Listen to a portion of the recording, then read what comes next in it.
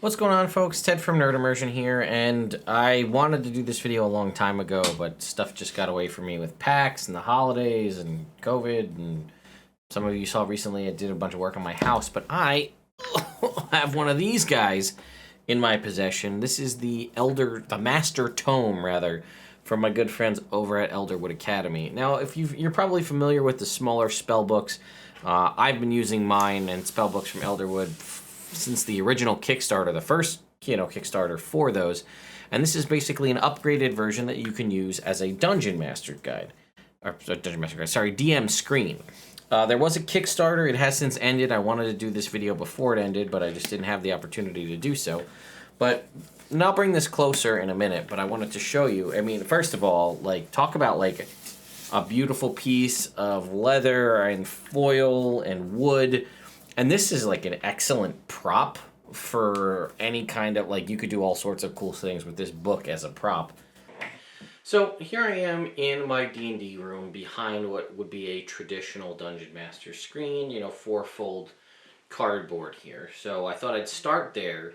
You get a little bit of a frame of reference about me sitting in a chair at typical table height where this sits. So let's go ahead and remove that DM screen.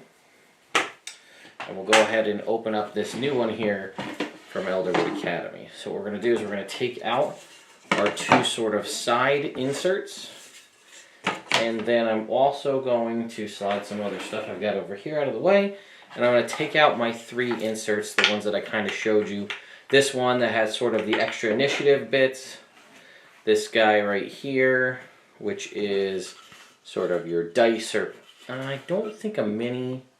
No, minis won't fit in here, so this one will be primarily for your dice. Now, there was other stuff that they had on the Kickstarter. There was, I think, a dice tower and a few other pieces that I didn't get in the sample one, but, maybe I'll be able to get them in the future. And then there was this one, which one looks to be more for miniatures, because they will actually fit inside there. So we're going to go ahead and take all of those out. And then to start, we're going to stand up the DM screen. So right off the bat, you can see that this is significantly taller, which may or may not be a detriment to you. I know I'd have to you always have to do the DM peek when you look over the top. You're obviously going to have to do that a little bit more going with this because it is significantly higher. But let me go ahead and add back the camera up so I can add the two sort of wooden outside edges and show you what that looks like. Here you can see with the side sort of wings turned out. And then you can also see I've put the initiative tracker on the top over here. You can also put them over here on this side as well. So again, a much more formidable sort of appearance with this setup.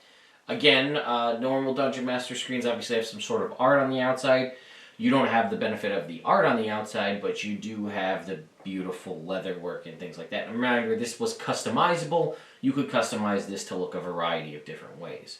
So now I want to take you back over here on this side and show you what it looks like behind. I guess you could, there's magnets here on the outside, so you could pin things. So if I take this off, I have this little, just a piece of paper. If I wanted to have something to show to the players, I could stick the magnets on the outside here and hold papers or artwork or whatever I wanted to show and face the players. That's an option as well. But I'll bring the camera over here so you can kind of get a look at what it looks like behind the scenes. Alright, so here you can see behind the screen we have now these actual little inserts and shelves that I showed you. They're actually magnetically stuck in here, so I can pull these out if I want to have them down here to store my dice or my minis, or if I want to have them, up out of the way. So definitely, it's a beautiful masterwork piece of equipment, and I love the design of it.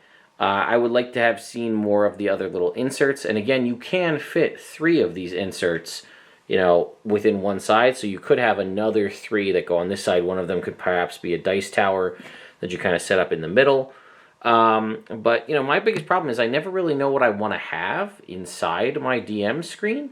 So I've always had a hard time picking which one would be the best for me. But, you know, perhaps this kind where I could make up my own, like, reference sheets and just pin them to the sides would be the ideal one for me. So there's actually some stuff I didn't mention when I was actually taking a look at it because I wasn't even aware. So here you can see just real quick on the Kickstarter, again, it has since ended. It ended back at, I think, the beginning of January, but you can see they have little animations showing off the different options. But there's some things I didn't even realize, that you can actually fit your regular D&D books inside here if you want.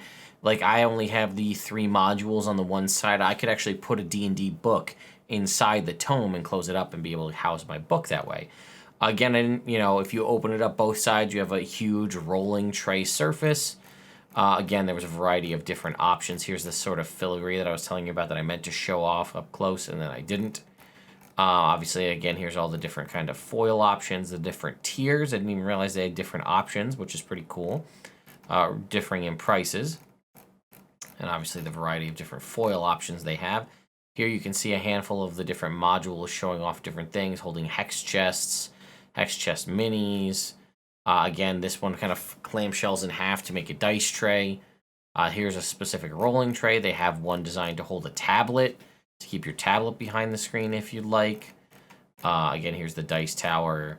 Whole sorts of different options here. And there was one thing, I don't know. Oh, I didn't also realize there was 2 different configurations. I didn't even think about turning it the other way. I was only thinking about keeping it upwards tall, but if you actually open it up, so take it when the tall and turn it on its side, it'll actually, you'll have more wings, you know, almost, it actually looks like there's more room left to right, but it actually makes it lower, so we won't have that issue I was talking about where you're trying to peek over the top. Which, again, it gives you the option just in and of itself. I thought it was actually 2 different screens originally, till I realized it was just a change in configuration.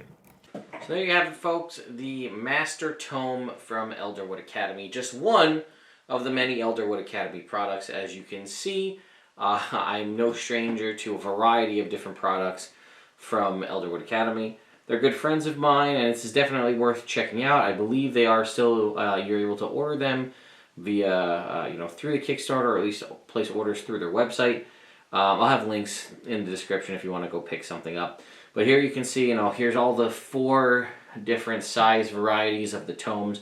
Your standard spell book, your mini, and then I think this was the micro, I think they want to call it. And then here's the master.